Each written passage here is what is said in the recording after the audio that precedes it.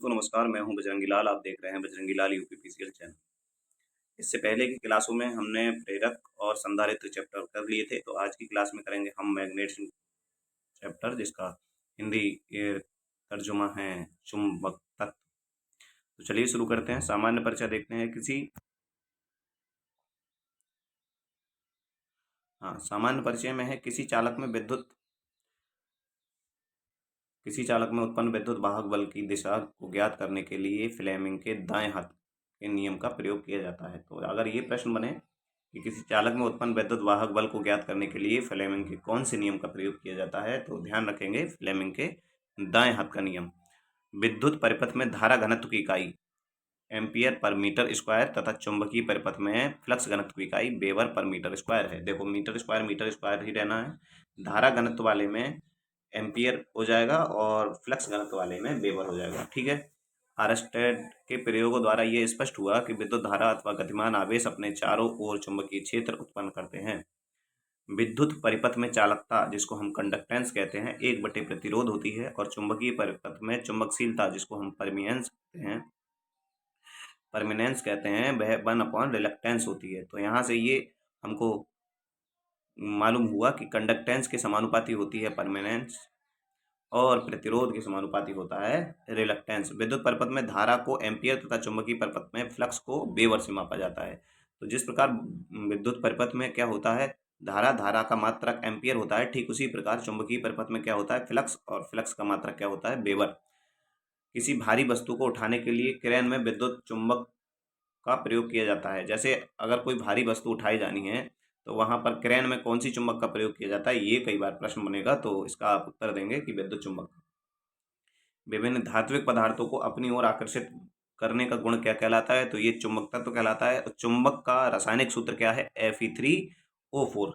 ध्यान रखेंगे, चुंबक का Fe3O4 क्या है, रासायनिक सूत्र, जो सामान्यतः लोहे का एक ऑक्साइड होता है। तो ये भी पूछा जाए कि Fe3O4 क्या है, तो ये लोहे का एक ऑक्साइड है। चुंबक को मुख्यतः दो भागों में बांटा गया है। एक प्रकार की चुंबक होती है प्राकृतिक चुंबक, और दूसरी चुंबक जो होती है उनको कहते हैं हम कृत्रिम चुंबक।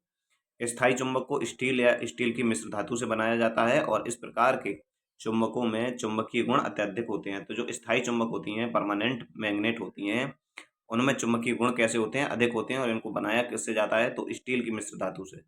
चुंबक तत्व धारण करने की क्षमता सबसे अधिक किसमें होती है, तो स्टील में होती है। आयताकार चुंबक को छड़ चुंबक भी कहा जाता है, और इसके किनारों पर सर्वाधिक चुंबकीय गुण होता है। प्रश्न बनेगा कि आयताकार चुंबक में जो चुंबकीय गुण सर्वाधिक होता है, कहाँ पर होता है, किनारों पर, मध्य में, बीच में, ऐसे करके प्रश्न बने तो आप याद रखेंगे कि आयताकार चुंबक में जो सर्वाधिक चुंबक तत्व का गुण होता है, वह कहाँ होता है, किनारों पर। विद्युत मोटर, पंखे, ट्रांसफार्मर आदि में प्रयोग किए जाने वाले चुंबक को अस्थायी चुंबक या विद्युत चुंबक कहते हैं। तो विद्युत मोटर वगैरह में जो चुंबक प्रयोग होती हैं, वे कैसी चुंबक होती हैं, अस्थायी चुंबक होती हैं, और इनको दूसरा नाम क्या होता है इनका, विद्युतीय चुंबक या विद्युत चुंबक। यदि विद्युत चुंबक में दिष्ट धारा दिया जाता है, तो चुंबकीय क्षेत्र स्थिर बनता है, तथा प्रत्यावर्ती धारा दिया जाता है तो परिवर्ती चुंबकीय क्षेत्र बनता है। ये हम जानते हैं कि जब हम किसी चुंबक में दिष्ट धारा मतलब डीसी देंगे, तो डीसी होती है डायरेक्ट करंट। इसकी दिशा तथा मान एक निश्चित समय अंतराल के बाद नहीं बदलते हैं, इसीलिए इससे कौन सी चुंबकीय क्षेत्र बनता है, स्थिर। और प्रत्यावर्ती धारा क्षेत्र हम जानते ही हैं, प्रत्यावर्ती धारा जब हमने चैप्टर पढ़ेंगे तो देखेंगे। और प्रत्यावर्ती धारा की जो परिभाषा है वही कहती है कि वह धारा जिसका मान तथा दिशा एक निश्चित समय अंतराल के बाद बदलता रहे, तो इस कारण इसके द्वारा जो उत्पन्न चुंबकीय क्षेत्र होगा वह परिवर्ती चुंबकीय क्षेत्र होगा। आगे देखते हैं। विद्युत चुंबक में एसी का मान व दिशा बदलती रहती है, जबकि डीसी का मान व दिशा समान रहती है। अभी जो हमने बताई पूरी रामकथा वही यहाँ पर लिख दी गई है। स्थायी चुंबक का मान सदैव स्थिर रहता है, जबकि विद्युत चुंबक का मान घटाया बढ़ाया जा सकता है।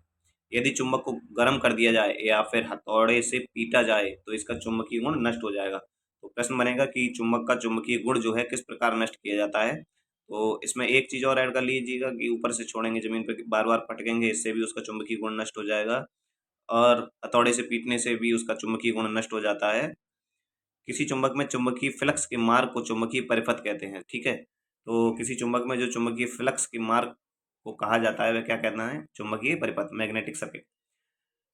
स्थायी चुंबक का ध्रुव स्थिर रहता है, जबकि अस्थायी चुंबक का ध्रुव बदलते रहते हैं। ठीक है। तो ध्रुव कौन सी चुंबक के बदलते रहते हैं, अस्थायी चुंबक के, और जबकि स्थायी चुंबक के ध्रुव मतलब पोल स्थिर रहते हैं।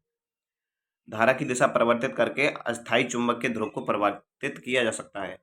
तो जो अस्थायी चुंबक होती हैं उनमें ध्रुव कैसे चेंज होंगे, तो उनमें धारा की दिशा को अगर हम चेंज कर दें तो पोल भी चेंज हो जाएंगे। अगला है, किसी विद्युत चुंबक में गोल आकृति की टर्नों को समूह में लगाने की प्रक्रिया को हेलिक्स कहते हैं। ये नई चीज है यहाँ पर। किसी विद्युत चुंबक में गोल आकृति की टर्नों को समूह में लगाने की जो प्रक्रिया होती है वो हेलिक्स कहलाती है। इसका व्यास इसकी लंबाई से अधिक होता है। परिपथ में धारा विद्युत वाहक बल बटे प्रतिरोध होती है। ठीक है, मतलब I बराबर होता है B/R, यहाँ पर EMF अपॉन R। ठीक उसी प्रकार चुंबकीय सर्किट में फ्लक्स क्या होता है, चुंबकीय वाहक बल upon reluctance MMF upon reluctance MMF NI upon S। किसी चुंबक से इस चुंबकीय बल हटा लेने के बाद शेष बचे चुंबक की शक्ति को पूरी तरह से उदासीन करने के लिए लगाए जाने वाले डीमैग्नेटाइजेशन बल या विचुंबकन बल को निग्रह बल कहते हैं। मतलब यदि किसी चुंबक पे हमने क्या किया, डीसी सप्लाई दी और उसके बाद डीसी सप्लाई हटा दी, फिर भी उसमें कुछ ना कुछ चुंबक का जो गुण है ना वो रह जाएगा, और उस चुंबकीय गुण को हटाने के लिए क्या करते हैं हम, डीमैग्नेटाइजेशन, और जो बल लगता है उसको हम क्या कहते हैं, निग्रह बल। चुंबकीय क्षेत्र में किसी पदार्थ के आकर्षित या प्रत्याकर्षित होने की क्षमता को ससेप्टिबिलिटी के द्वारा जाना जाता है। इसका प्रतीक क्या है, एक्स। ये एक्स की तरह बनता है ये वाला प्रतीक। ठीक है, तो देखो पदार्थ की श्रेणी, निकेल, कोबाल्ट और आयरन, ये कौन से पदार्थ हैं, फेरोमैग्नेटिक। लोह चुंबकीय, अनुचुंबकीय, प्रतिचुंबकीय। हिंदी में 3 प्रकार के पदार्थ होते हैं, अंग्रेजी में इनको क्या कहते हैं, देखो तो निकेल, कोबाल्ट और आयरन ये क्या है, फेरोमैग्नेटिक। एल्युमिनियम, टिन, प्लेटिनियम और मैग्नीशियम ये कौन से हैं, पैरामैग्नेटिक। और सिल्वर, कॉपर, सल्फर, लेड और जिंक ये कौन से हैं, डाई मैग्नेटिक। दूसरे पेज पर चलते हैं। परमेनेंस की तुलना में विद्युत परिपथ के कंडक्टेंस की जाती है। वही मैंने बताया कि जैसे चालकता होती है वैसे ही चुंबकीय सर्किट में क्या होता है, परमेनेंस। स्थायी चुंबक का उपयोग छोटी मोटर में किया जाता है, जबकि विद्युत चुंबक का उपयोग बड़ी मशीनों में किया जाता है। तो जो परमानेंट मैग्नेट का प्रयोग करते हैं हम वो कौन सी मोटरों में करते हैं, छोटी मोटरों में, और जबकि अस्थायी चुंबक का प्रयोग करते हैं कहाँ, बड़ी मोटरों में। स्थायी चुंबक का उपयोग दिशा सूचक, ध्यान रखेंगे, दिशा सूचक के रूप में किया जाता है। लेंज के नियम के द्वारा विद्युत वाहक बल की दिशा तथा फैराडे के नियम के द्वारा उत्पन्न विद्युत वाहक बल का आयाम यानी कि परिमाण ज्ञात किया जाता है। अगला है ट्रिमर संधारित्र, गैंग संधारित्र तथा पैडर संधारित्र परिवर्तनशील प्रकार के संधारित्र हैं। एयर संधारित्र स्थिर एवं परिवर्तनशील दोनों प्रकार के होते हैं तथा इनका उपयोग रेडियो रिसीवर में ट्यूनिंग के लिए किया जाता है। तो यही प्रश्न बनेगा कि रेडियो रिसीवर में जो ट्यूनिंग के लिए हम कौन से संधारित्र का प्रयोग करते हैं, तो एयर संधारित्र। पेपर संधारित्र की धारिता लगभग 300 पिकोफैराड से 4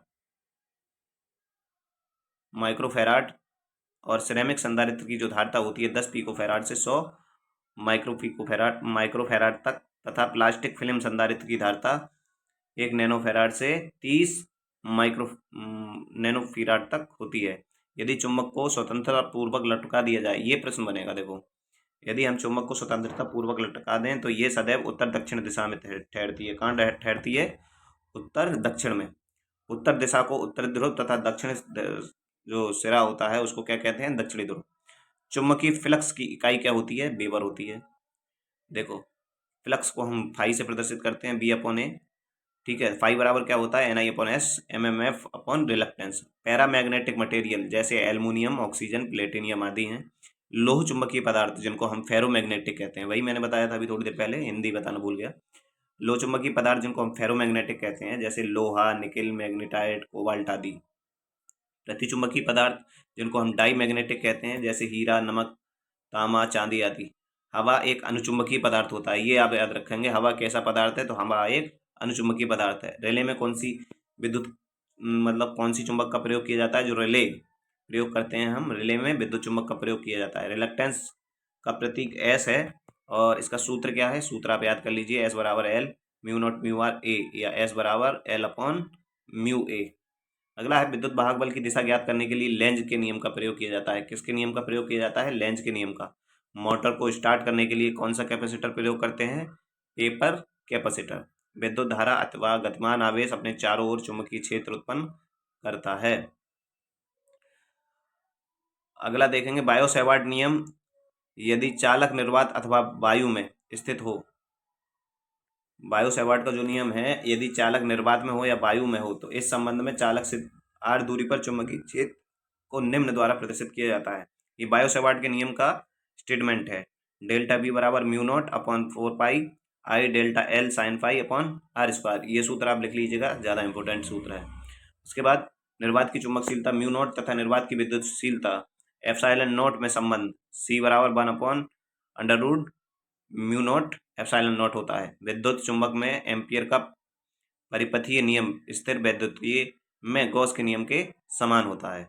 किसी बंद परिपथ की सीमा के अनुदेश चुंबकीय क्षेत्र V का रेखीय समाकलन पथ द्वारा घिरी नेट धारा I का म्यू नॉट गुना होता है। ये इसका सूत्र है। इसके सूत्र याद कर लीजिए आप। लंबी परिनलिका के भीतर चुंबकीय क्षेत्र द्वारा परिनलिका के भीतर चुंबकीय बल रेखाएं अक्ष के अनुदिश समांतर होती हैं। दो चुंबकीय बल रेखाएं एक दूसरे को कभी नहीं काटती। विद्युतीय बल रेखाएं भी एक दूसरे को कभी नहीं काटती हैं। एक समान चुंबकीय क्षेत्र में किसी आवेश कण के पथ की त्रिज्या कण के संवेग के अनुक्रमानुपाती होती है। यदि आवेशित कण का वेग 2 गुना कर दिया जाए तो चुंबकीय क्षेत्र का मान आधा हो जाएगा, जब आवेश के मार्ग की त्रिज्या 4 गुनी हो जाएगी। चुंबकीय क्षेत्र चुंबक के कारण, धारावाही चालक के कारण तथा गतिमान आवेश के कारण उत्पन्न होती है। यदि चुंबक का उत्तरी ध्रुव एक स्थिर धनावेशित चालक के समीप लाया जाए तो ध्रुव पर कोई बल नहीं लगेगा। एक समान चुंबकीय क्षेत्र में आवेशित कण के वृत्तीय पथ की त्रिज्या उसके संवेग अथवा आवेग पर R बराबर mv/qb बराबर p/qb पर निर्भर करती है, जहाँ p बराबर क्या है, संवेग। अब देखो कुछ हिस्टैरिसीस स्थिरांक यहाँ पर दिए गए हैं जो हमें याद करने हैं। सिलिकॉन स्टील का कितना होता है 0.01, माइल्ड स्टील शीट का कितना होता है 0.003, रॉट आयरन का कितना होता है 0.004, एनिलिट कास्ट आयरन स्टील का होता है 0.008, माइल्ड स्टील का होता है 0.009, हार्ड कार्बन स्टील का होता है 0.012। चुंबकीय क्षेत्र में गतिमान आवेशित कण की चाल, कण जो होता है उसकी चाल नहीं बदलती, क्योंकि आवेश पर चुंबकीय बल सदैव कण के वेग की दिशा में लंबवत होता है। आगे देखेंगे चुंबकीय क्षेत्र का मात्रक क्या होता है, न्यूटन पर एम्पियर मीटर होता है। इसको बताने वाला जो मूल सूत्र है वह B बराबर F/IL। चुंबकीय क्षेत्र का विमीय सूत्र पूछा जाएगा M(T2 T-2 धारामापी की कुंडली में के समांतर में लघु परिपथ मतलब संट लगा दिया जाए, जिसके मान पर अमीटर की पारस निर्भर करती है। चुंबकीय क्षेत्र में दोनों बिंदुओं के बीच विभवांतर कार्य का वह परिमाण होता है जिसका उपयोग इकाई उत्तरी ध्रुव को एक बिंदु से दूसरे बिंदु तक ले जाने में किया जाता है। किसी स्थान पर भौगोलिक यमुनोत्तर और चुंबकीय यमुनोत्तर के बीच जो कोण बनता है उसे दिक्पात कोण कहते हैं। ये प्रश्न कई बार रिपीट हुआ है, याद कर लीजिएगा ये परिभाषा। इकाई उत्तरी ध्रुव को अनंत से किसी बिंदु तक लाने में किया गया कार्य उस बिंदु का विभव कहलाता है। वह प्रक्रम जिसके द्वारा किसी चालक में परिवर्ती चुंबकीय क्षेत्र से धारा प्रेरित होती है विद्युत चुंबकीय प्रेरण कहलाता है। कूलाम का नियम अत्यधिक दूरियों से लेकर निम्न दूरियों, जो बहुत कम दूरी होगी 10⁻⁻14 तक की माप के लिए होता है। यदि दो आवेशों के बीच आकर्षण या विकर्षण का बल आवेशों के बीच की दूरी के वर्ग के व्युत्क्रमानुपाती हो तो ये व्युत्क्रम वर्ग का नियम कहलाता है। किसी परीक्षण आवेश को अनंत से बिंदु क्षेत्र के किसी बिंदु तक लाने में किए गए कार्य W अथवा परीक्षण आवेश के मान Q0 की निष्पादित को उस बिंदु तक विद्युत वाहक बल मतलब विद्युत विभव कहा जाता है, अर्थात विद्युत विभव V बराबर W/Q। अधिक पैमाने पर विद्युत उत्पादन के लिए विद्युत शक्ति संयंत्रों में जनरेटर के नियम का उपयोग किया जाता है। कुंडली अथवा कोर किसी टरबाइन के साथ उभयनिष्ठ अक्ष पर जुड़े रहते हैं। टरबाइन के घूर्णन से कोर घूमती है, जिससे विद्युत धारा उत्पन्न होती है। अतिचालक कोई प्रतिरोध प्रस्तुत नहीं करते, इसलिए उनमें ऊर्जा ह्रास के बिना विद्युत धारा प्रवाहित होती है। हम जानते हैं अतिचालक जो होते हैं उनमें कोई प्रतिरोध होता नहीं है। वैसी क्रिया जिसके द्वारा अत्यधिक विद्युत आवेशन होता है तड़ित चालक कहलाते हैं। जो चालक ओम के नियम का पालन नहीं करते उन्हें अनोमीय प्रतिरोध कहते हैं, जैसे ट्रायोड बल्ब का प्रतिरोध।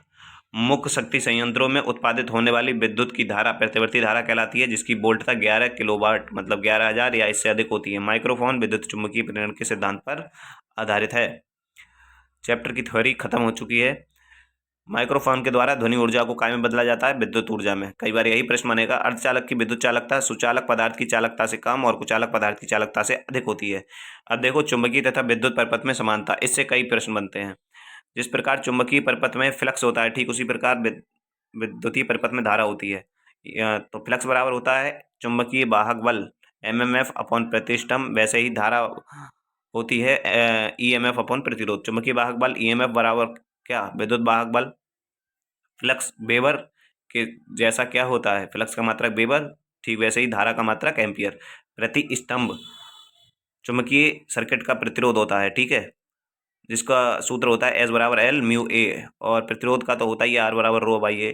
परमेयंस चालक तत्व पी बराबर 1/s, चालक तत्व बराबर जी बराबर 1/r, चुंबकशीलता 1/प्रतिस्तंभता, और चालकता बराबर 1/प्रतिरोधकता। पूर्ण चुंबक वाहक बल ईएमएफ बराबर IR1 + IR2 + IR3। ये यहाँ पर पूर्ण विद्युत चुंबक बल, यहाँ पर इन्होंने उल्टा लिख दिया, देखो चुंबकीय वाले का इधर लिख दिया, चुंबकीय वाले का इधर लिख दिया, और विद्युतीय वाले का इधर लिख दिया, ठीक है। अब परीक्षा उपयोगी महत्वपूर्ण प्रश्न हम करेंगे। टेस्ला किसके समान है, तो tesla weber per metre square के समान होता है। मृदु चुंबकीय पदार्थ क्या रखते हैं, मृदु चुंबकीय पदार्थों में क्या होता है, उच्च पारगम्यता और निम्न कोरेसिव फोर्स होता है, ठीक है।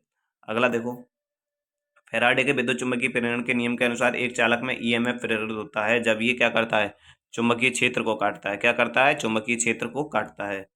अगला, यदि दो चालकों में परस्पर विपरीत दिशा में धारा बह रही है तो उनके कौन सा बल लगेगा, आकर्षण लगेगा या प्रति आकर्षण। जब उनमें विपरीत दिशा में धारा बह रही है तो उनके मध्य प्रति आकर्षण का बल लगेगा, ठीक है। अगला देखो, सामग्री की धारणशीलता किसके निर्माण के लिए उपयोगी होती है, स्थायी चुंबक। धारणशीलता जो होती है किसके निर्माण के लिए उपयोग होती है, स्थायी चुंबक। निम्नलिखित में से कौन सी सामग्री पराचुंबकीय है, कौन सी पराचुंबकीय, तो चांदी और तांबा कैसे हैं, पराचुंबकीय। अस्थायी चुंबक का प्रयोग कहाँ होता है, जनरेटर में, मोटर में, लाउड स्पीकर में।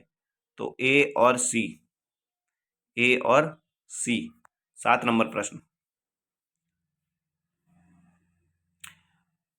अगला देखो, चुंबकीय फ्लक्स की इकाई क्या है, चुंबकीय फ्लक्स की इकाई होती है वेबर, और विद्युतीय फ्लक्स, विद्युतीय जो धारा होती है उसका मात्रक क्या होता है, एम्पियर। अच्छी चुंबकीय मेमोरी हेतु प्रयुक्त पदार्थ में क्या होनी चाहिए, उच्च धारणशीलता होनी चाहिए, सभी जानते हैं। प्रति स्तंभ जिसको चुंबकीय सर्किट का प्रतिरोध कहते हैं, क्या होती है उसका मात्रक, एम्पियर टन पर वेबर। एक कुंडली का स्व प्रेरण अधिक हो तो क्या होगा, नियत धारा स्थापित करने में देरी होगी, ठीक है।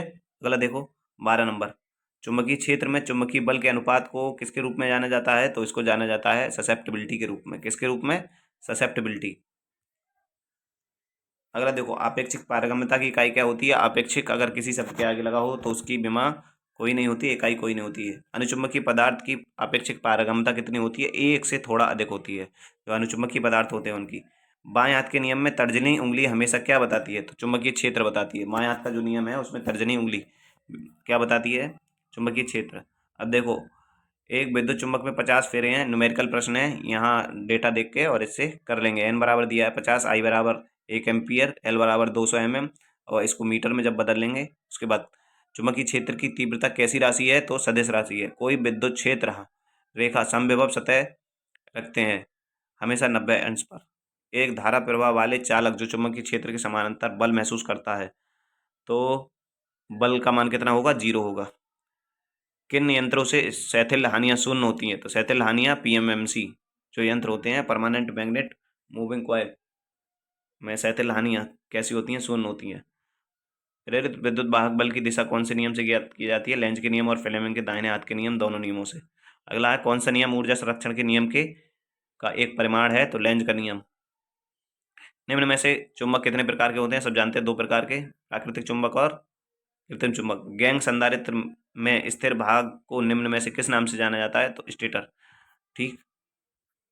अगला देखो, विद्युत वाहक बल की दिशा ज्ञात करने के लिए कौन सी नियम प्रयुक्त होता है, तो फ्लेमिंग का दाएं हाथ का नियम या फिर लेंज का नियम। निम्न में से सेरेमिक संधारित्र की वोल्टेज सहन क्षमता कितनी होती है, तो 10,000 वोल्ट। अत्यधिक तापमान के प्रभाव को सहन करने की क्षमता निम्नलिखित में से किस संधारित्र में होती है, माइका में होती है, सभी जानते हैं। अवरक जिसको कहते हैं, परिवर्तनशील ये संधारित्र निम्नलिखित में से कितने प्रकार के होते हैं, 3 प्रकार के। निम्न में से किस प्रकार के संधारित्र में स्थिर एवं परिवर्तनशील ये दोनों प्रकार के गुण पाए जाते हैं, तो जो एयर संधारित्र होते हैं उनमें। निम्नलिखित में से किस संधारित्र को बनाते समय अभ्रक की परतों के रोधन के रूप में प्रयोग किया जाता है, पैडर संधारित्र। निम्नलिखित में से एम्पियर टर्न किसकी इकाई होती है, चुंबकीय वाहक बल इकाई क्या है, ampere turn. Diamagnetic material को निम्न में से किस ओर नाम से जाना जाता है? अचुंबकीय पदार्थ। पैरामैग्नेटिक मटेरियल को और किस नाम से जाना जाता है? भैया याद कर लो, ये सभी अनुचुंबकीय। निम्नलिखित में से डीमैग्नेटाइजेशन बल या विचुंबकन जो बल है उसको क्या कहा जाता है? निग्रह बल। अगला चैप्टर है सेल एवं बैटरी। क्या नाम है इस चैप्टर का? सेल एवं बैटरी। अच्छा चैप्टर है। अगला चैप्टर है सेल एवं बैटरी। सामान्य परिचय। 1 किलोवाट बराबर 1000 वाट या जूल प्रति सेकंड, न्यूटन मीटर प्रति सेकंड, ये 3 मात्रक है। 1 किलोवाट, 1 किलोवाट में कितने अश्व शक्ति होते हैं? 1.36। विद्युत अपघट रासायनिक पदार्थों का घोल होता है जिसमें विद्युत धारा प्रवाहित करने पर रासायनिक अपघटन होता है। रासायनिक तुल्यांक पदार्थ के परमाणु भार तथा संयोजकता का अनुपात होता है। तो ये वाला जो है ना, ये वाली लाइन याद रखिए आप, ये वाली लाइन बहुत ज़्यादा पूछी जाती है। संयोजकता किसी तत्व के अणुओं को दूसरे तत्व के अणुओं के साथ जुड़ने की क्षमता को प्रदर्शित करती है। फैराडे के नियम के अनुसार यदि रासायनिक विलयन में विद्युत धारा प्रवाहित की जाए तो विलयन अलग अलग अणुओं या आयनों में विभाजित हो जाता है। इस क्रिया को क्या कहते हैं? विद्युत अपघटन। इलेक्ट्रोप्लेटिंग प्रक्रिया में किसी वस्तु पर जिस धातु की परत चढ़ानी होती है उस धातु के अनुकूल लवण से इलेक्ट्रोलाइट तैयार करते हैं। इलेक्ट्रोप्लेटिंग विधि का प्रयोग मुख्य रूप से पुस्तक की छपाई में किया जाता है। आयनीकरण एक प्रकार से इलेक्ट्रोलाइट के पानी के घुलने पर अपने आवेशित आयन में विभाजित होने की प्रक्रिया है। मरकरी सेल 2 प्रकार के होते हैं। एक वह जिसका टर्मिनल वोल्टेज 1.35 हो और दूसरा वह जिसका टर्मिनल वोल्टेज 1.4 हो। Silver oxide cell mercury cell से मिलते जुलते होते हैं। ये कम लोड व उच्च वोल्टता प्रदान करते हैं। जिंक क्लोराइड सेल में अमोनियम क्लोराइड का उपयोग नहीं होता बल्कि जिंक क्लोराइड का उपयोग इलेक्ट्रोलाइट के रूप में होता है। मरकरी सेल में 1.35 वाले सेल का प्रयोग साइंटिफिक और मेडिकल उपकरणों में होता है जबकि 1.4 वाले सेल साधारण उपभोक्ता के लिए प्रयोग किए जाते हैं। शुष्क सेल का आंतरिक प्रतिरोध बहुत पूछा जाता है, 0.2 से 0.3 ओम के बीच। जिंक क्लोराइड सेल द्वारा प्राप्त धारा का मान अत्यधिक होता है। ये अत्यधिक धारा के लिए अधिक समय तक प्रयोग में लाया जाता है। डैनियल सेल को जब कार्य में नहीं लेना हो तो जस्ते की छड़ को कांच के बर्तन से बाहर निकालकर रख देना चाहिए। रिचार्जेबल सेल में कैथोड माइनस इलेक्ट्रोड जिंक व anode plus electrode manganese dioxide का बनाया जाता है। इसका उपयोग पोर्टेबल यंत्रों, रेडियो ट्रांजिस्टर आदि में किया जाता है। लैग्रांसी सेल में यदि एक छोटे लैंप को कार्बन व जिंक इलेक्ट्रोड के सिरों से जोड़ा जाए तो सेल में निम्न रासायनिक जो इक्वेशन होंगी वह ये होंगी। मरकरी सेल पोटेशियम हाइड्रोक्साइड तथा मर्क्यूरिक हाइड्रोक्साइड की लेई या पेस्ट से तैयार किए जाते हैं। मरकरी सेल का प्रयोग घड़ियों में किया जाता है, अलार्म सिस्टमों, टेस्टिंग उपकरणों में किया जाता है। शुष्क सेल प्रायः टार्च में प्रयोग किए जाते हैं। तो जो टार्च जो बैटरी होती है उसमें शुष्क सेल प्रयोग किए जाते हैं। इनमें पूरा खोल जस्ते का बना होता है। इसमें जस्ता माइनस कैथोड इलेक्ट्रोलाइट बता व कार्बन की छड़ जो इसके मध्य में लगी होती है एनोड प्लस इलेक्ट्रोड का कार्य करती रही। मरकरी सेल को जंग से बचाने के लिए सेल के कंटेनर से निकालकर पैटेड स्टील का बनाया जाता है। इस सेल के बीच का इलेक्ट्रोड ऋणात्मक कैथोड होता है। सेल एक ऐसी युक्ति है जो रासायनिक ऊर्जा को वैद्युत ऊर्जा में रूपांतरित करती है। देखो ये प्रश्न बनेगा। तथा सेलों के समांतर व श्रेणी क्रम संयोजन को बैटरी कहते हैं। ठीक है। वोल्टाइक सेल में कॉपर की छड़ धनात्मक तथा जिंक की छड़ ऋणात्मक इलेक्ट्रोड का कार्य करती है। वे सेल जिन्हें पुनः आवेशित नहीं किया जाता प्राथमिक सेल कहलाते हैं। इनके विसर्जित होने पर विद्युत अपघट और इलेक्ट्रॉन दोनों व्यय होता है। वोल्टेज सेल कांच के बर्तन का बना होता है जिसमें तनु सल्फ्यूरिक अम्ल का विलयन होता है। इसमें कॉपर तथा जिंक की छड़ इलेक्ट्रोड का काम करती हैं। आर्गन आयनाइजेशन की मात्रा इलेक्ट्रोलाइट की प्रकृति पर, सांद्रता तथा तापमान पर निर्भर करती है। परमाणु भार किसी तत्व के एक परमाणु का वह भार है जब उसकी इलेक्ट्रॉन हाइड्रोजन के परमाणु से तुलना की जाती है। उसका भार एक इकाई माना जाता है। फैराडे के विद्युत अपघटन का द्वितीय नियम। यदि भिन्न भिन्न इलेक्ट्रोड को समान विद्युत धारा समान समय के लिए प्रवाहित की जाए तो मुक्त पदार्थ की मात्राएं उनके रासायनिक तुल्यांकों के समानुपाती होंगी। उच्च धारिता के संधारित्र जो कैपेसिटर बनाने हेतु हम इलेक्ट्रोलाइसिस के द्वारा संधारित्र में 2 प्लेटों के मध्य विद्युत परत तैयार की जाती है। इस तरह के संधारित्र को इलेक्ट्रोलाइट संधारित्र कहते हैं। अशुद्ध या मिश्रित धातुओं को विद्युत अपघटन के द्वारा शुद्ध किया जाता है। इस विधि में मिश्रित धातु को एनोड के रूप में तथा कैथोड को शुद्ध धातु की पतली स्प्रिट के रूप में लिया जाता है। जिस वस्तु पर इलेक्ट्रोलाइटिंग करनी हो, मतलब इलेक्ट्रोप्लेटिंग करनी हो, उसको अच्छी तरह से साफ किया जाता है, क्योंकि इसकी सतह पर किसी प्रकार की चिकनाई व गंदगी नहीं होनी चाहिए। लिथियम के साथ प्रयुक्त रसायनों पर आधारित सेल की वोल्टेज 2.5 और 3.6 के बीच होनी चाहिए। ये अन्य प्राइमरी सेल से उच्च वोल्टेज रखते हैं। लेड एसिड बैटरी की धनात्मक जो प्लेट होती है, ऋणात्मक प्लेट, दो प्रकार की प्लेट होती हैं इसमें विधि द्वारा बनाई जाती हैं, प्लांट प्लेट और फार ऋण प्लेट। वे सेल जिन्हें पुनः आवेशित किया जाता है द्वितीयक सेल कहलाते हैं। इनको काम में लेने से पहले आवेशित कर लिया जाता है। लेड एसिड सेल वर्तमान में बहुत अधिक मात्रा में प्रयोग किए जाते हैं वाले द्वितीयक सेल हैं। सेपरेटर का प्रत्येक ऋण प्लेट व धन प्लेट के बीच में लगाया जाता है, जिससे दोनों प्लेटों में आपस में क्या ना हो, शॉर्ट सर्किट, लघु सर्किट ना हो।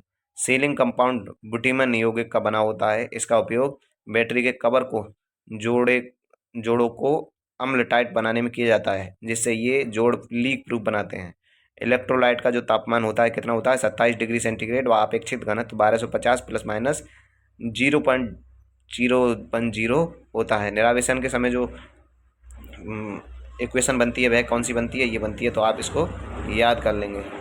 आगे देखते हैं, ऋणात्मक प्लेट पर कौन सी बनती है, तो ये बनती है Pb2+ SO4 माइनस का 2 PbSO4। सेल के टर्मिनलों पर पेट्रोलियम जेली की परत चढ़ाई जाती है ताकि उनका संक्षारण ना हो। पूर्ण रूप से चार्ज बैटरी का विभव कितना होता है, 2.1 से 2.6 के बीच। और इलेक्ट्रोलाइट को सीसा अम्ल सेल में सांद्र H2SO4 में शुद्ध जल मिलाकर तैयार किया जाता है। इसकी सहायता से सेल में धारा बहती है। आवेशन के समय जो रासायनिक अभिक्रिया धनात्मक प्लेट पर होती है वो कौन सी होती है, तो ये होती है PbSO4 वाली। और ऋणात्मक प्लेट पर होती है वो भी आप लिख लेंगे। सेल कवर, सेलों के ढक्कन कठोर रबड़ के बनाए जाते हैं। इतना पूछा जाएगा, सेलों के ढक्कन काय के बनाए जाते हैं, कठोर रबड़ के। निकल कैडमियम सेल का कैथोड माइनस इलेक्ट्रोड कैडमियम तथा एनोड इलेक्ट्रोड निकल हाइड्रोक्साइड का बनाया जाता है। बुनसत सेल में हाइड्रोजन जब नाइट्रिक अम्ल से क्रिया करता है तब पानी तथा नाइट्रोजन डाइऑक्साइड बनती है। इस सेल का विद्युत भाग बल 1.9 होता है। कैडमियम के उपयोग से सेल का आंतरिक प्रतिरोध कम हो जाता है। इसका प्रयोग फ्लोटिंग प्रकार की बैटरियों के लिए अच्छा होता है। बड़े डीजल इंजन की बैटरी बनाने में इसका प्रयोग किया जाता है। यदि एम्पियर घंटा दक्षता ज्ञात हो तो वाट घंटा दक्षता निम्न सूत्र से ज्ञात की जाएगी। वाट घंटा दक्षता बराबर क्या होती है, एम्पियर घंटा दक्षता गुणा मध्यमान निरावेशन वोल्ट तथा डिस्चार्जिंग वोल्टेज अपॉन मध्यमान आवेशन वोल्ट था। बूस्ट चार्जिंग विधि का प्रयोग बस, ट्रक, कार बैटरी आवेशित करने में किया जाता है। इस विधि में विशेष के डीसी जनरेटर का प्रयोग करते हैं। Trickle charging no load condition के दौरान पूर्णतः आवेशित बैटरी को आवेशित करने की दर के बराबर होता है। दक्षता बराबर क्या होती है, तो एम्पियर घंटा डिस्चार्जिंग अपॉन एम्पियर घंटा चार्जिंग गुणा 100। प्राथमिक सेल में समय के साथ धारा की मात्रा कम हो जाती है, जबकि द्वितीयक सेल में समय स्थिर वोल्टेज काफ़ी समय तक धारा दे सकती है। धनात्मक प्लेटों की संख्या की तुलना में ऋणात्मक प्लेटों की संख्या एक अधिक होती है। ये वाला प्रश्न है, याद कर लीजिएगा।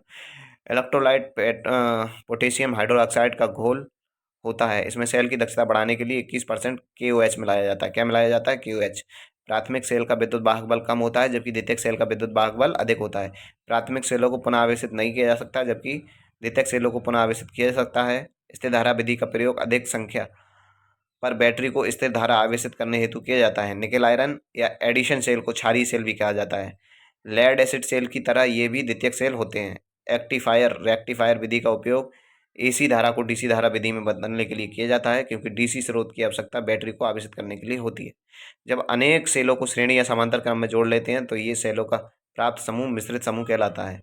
बैटरी की सुरक्षा हेतु अधिक करंट देकर जल्दी चार्ज करने की कभी भी कोशिश नहीं करनी चाहिए। लेड एसिड सेल में प्लेटों पर लेड सल्फेट के जम जाने को सल्फेक्शन कहते हैं। इससे सेल का आंतरिक प्रतिरोध बढ़ जाता है तथा सेल की दक्षता क्या हो जाती है, कम हो जाती है। सेलों के नीचे बैठने वाली गंदगी जो होती है, जो कंटेनर के कींच घर में जमा हो जाती है, उसे सेडिमेंटेशन कहा जाता है। और इस दोष को क्या कहते हैं, सेडिमेंटेशन दोष। इसको दूर करने के लिए इलेक्ट्रोलाइट पूरा बदल देना चाहिए। जब धारा का मान बढ़कर बैटरी को आवेशित या निरावेशित किया जाता है तो प्लेटें टेढ़ी हो जाती हैं और इस दोष को कहा जाता है बकलिंग दोष। बैटरी में 3 प्रकार के दोष होते हैं जो हमने बता दिए यहाँ पर। बैटरी की देखभाल और सावधानियां। आवश्यक चार्ज। बैटरी को लंबे समय तक बिना उपयोग के नहीं रखना चाहिए। हाई रेट डिस्चार्ज टेस्टर का प्रयोग आवेशित बैटरी पर 10 सेकंड के लिए करना चाहिए। बैटरी का उच्च रेटिंग पर आवेशन व निर्वाशन नहीं करें, इससे प्लेटें मुड़ जाएंगी। सही बात है। बैटरी के ऊपर वाले भाग को सोडा जल व अमोनिया जल से साफ करना चाहिए। बैटरी के टर्मिनलों को सैड पेपर या एमरी पेपर से स्वच्छ नहीं करना चाहिए। अगला है बैटरी को उठाते समय रबर के दस्ताने व रबर सीट प्रयोग करें। इलेक्ट्रोलाइट बनाते समय बूंद बूंद कर अम्ल को पानी में डालना चाहिए। पुनः आवेशन के समय लेड एसिड बैटरी द्वारा ज्वलनशील गैस उत्पन्न होती हैं, इसलिए इसे हवादार कमरे में रखें। यदि कपड़ों पर H2SO4 मतलब तेजाब गिर जाए तो तुरंत जल से धो लेना चाहिए। सैक्रिफिशियल एनोड के लिए एल्युमिनियम, जिंक तथा मैग्नीशियम धातु का उपयोग किया जाता है। इन्वर्टरों की सप्लाई सीधे ही सॉकेट द्वारा देनी चाहिए, अन्यथा यदि इनपुट बंद हो जाए तो इसके लिए सॉकेट MCB से जुड़ा होना चाहिए। प्रेरक हीटिंग अनुप्रयोग द्वारा इन्वर्टर द्वारा निम्नलिखित निम्न आवृत्ति की मुख्य प्रत्यावर्ती धारा को उच्च आवृत्ति में बदलते हैं। किसके द्वारा? प्रेरक हीटिंग के द्वारा। AC मेंस की प्राथमिक पावर स्रोत भी कहते हैं। सामान्य स्थिति में इस स्रोत द्वारा पावर सप्लाई भी की जाती है। सोलर सेल को फोटोवोल्टाइक सेल के नाम से भी जाना जाता है। अधिकतम वोल्टेज प्राप्त करने के लिए सोलर सेलों को श्रेणी क्रम में लगाकर उपयोग किया जाता है तथा अधिकतम धारा प्राप्त करने के लिए कौन से क्रम में लगाएंगे? समांतर क्रम में। सोलर सेल के उपयोग कहाँ कहाँ करते हैं? प्रकाश की तीव्रता नापने के लिए सूक्ष्म फोटोमीटर में, और सौर ऊर्जा प्राप्त करने के लिए सौर बैटरी में, रंग भेद मापन के रूप में प्रकाश नियंत्रित स्विचों में, और विभिन्न तार व तार उनकी चमक की तीव्रता मापने में। अब प्रश्न आ गए, लेड एसिड बैटरी में आवेशन की स्थिति सबसे बढ़िया तरह से किससे नापेंगे? तो वैद्युत अपघट्ट का वरिष्ठ जो गुरुत्व होता है उससे। चार्जिंग के दौरान लेड एसिड बैटरी के विद्युत अपघट्ट का जो विशिष्ट गुरुत्व होता है, स्पेसिफिक ग्रेविटी, क्या होती है? घट बढ़ जाती है। सेलों को समांतर क्रम में किसको बढ़ाने के लिए जोड़ते हैं? तो धारा रेटिंग। लेड एसिड सेल के विसर्जन के समय मतलब डिस्चार्जिंग के समय निम्नलिखित के घटने के साथ सिरा विभव घटता है। विसर्जन दर। अगला प्रश्न, निकिल लोह बैटरी में सक्रिय पदार्थ क्या होते हैं? तो ये सभी होते हैं, निकिल हाइड्रोक्साइड, QOH, लोह चूर्ण एवं इसके ऑक्साइड। ठीक है। लेड एसिड बैटरी की एम्पियर घंटा दक्षता कितनी होती है? 90 से 95%। सेलों को श्रेणी क्रम में क्यों जोड़ते हैं? तो वोल्टेज रेटिंग बढ़ाने के लिए। लेड एसिड सेल का आंतरिक प्रतिरोध कितना होता है? एडिशन सेल से कम। निम्न में से जिंक विद्युत अपघट्ट सेल द्वारा आपूर्ति वोल्टेज कितनी होती है? तो ये होती है 1.5। 1.5 के सेल समांतर में जोड़े जाते हैं, आउटपुट वोल्टेज कितना होगा? समांतर में वोल्टेज सेम होती है, इसीलिए आउटपुट वोल्टेज उतना ही रहेगा। ए और बी बिंदु के बीच विभवांतर की गणना करें। ए और बी के बीच विभवांतर की गणना कैसे की जाएगी? ये KVL लगेगा, करोगे। एक प्राइमरी सेल का विद्युत वाहक बल 1.5 है। जब लघु पथ हो तो 3 एम्पियर धारा देता है। सेल का आंतरिक प्रतिरोध कितना होगा? ज्ञात कर लेंगे इससे, I बराबर E/R से। ठीक है। न्यूमेरिकल तो इतने करने बता दिए हैं आपको। अगला देखो, प्रथम विद्युत सेल निम्न में से किसे माना जाता है? तो डैनियल सेल को। वोल्टाइक सेल में एनोड निम्न में से किस धातु का बना होता है? कॉपर का। निम्न में से किस बैटरी का प्रयोग कार में किया जाता है? तो लेड एसिड बैटरी। थ्योरी पढ़ते समय ये क्वेश्चन आया था। लेड एसिड बैटरी में किस वैद्युत अपघट्ट का मिश्रण होता है? सल्फ्यूरिक अम्ल और जल। तो हमारे 2 चैप्टर आज कंप्लीट होते हैं। क्लास कराने की स्पीड थोड़ी तेज़ थी। हाँ, बाकी क्लास आपको कैसी लग रही है कमेंट करके जरूर बताइए। मिलते रहेंगे इसी प्रकार के और वीडियो में। जय हिंद, जय भारत।